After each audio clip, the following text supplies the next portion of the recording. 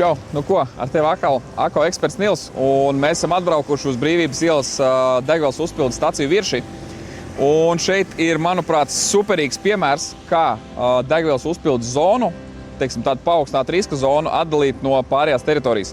Apkārt visai Viršu degvielas uzpildes stacijai ir izvietot pa perimetru Ako kanāli, kas nozīmē, ka gadījumā, ja rodās kaut kāda noplūde, tas ūdens no šīs te netīrās zonas neaiziet tālāk līdz asfaltam. Bet viena svarīga lieta, ko nevajag aizmirst, ir tā, ka šie te kanāli, lai viņi funkcionētu, viņi ir arī jātīra. Un kā mēs redzam, bieži vien kanālos aug zāle, ir lapas, un viņu funkcionalitāte var būt apgrūtināta.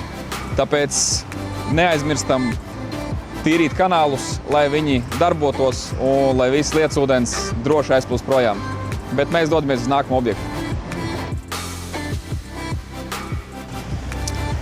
Nu, ko dotajā brīdī es atrodos uz vienas no Ako lūkām. Ako klāstā ir daudz dažādas čūnu lūkas, gan apaļas, gan, kā mēs redzam, arī kantainas. Kantainas lūkas ir izveidotas ar tādiem trīsstūra veida atvērumiem. Kāpēc?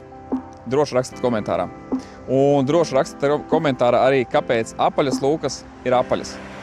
Pēc tam palasīsim un noskaidrosim, kuram ir tā pareizā atbilde. Bet, ja jums nepieciešamas lūkas, kā es teicu, vai apaļas, vai kantainas ar logo, droši vērsties pie Ako un mēs kaut ko piemeklēsim.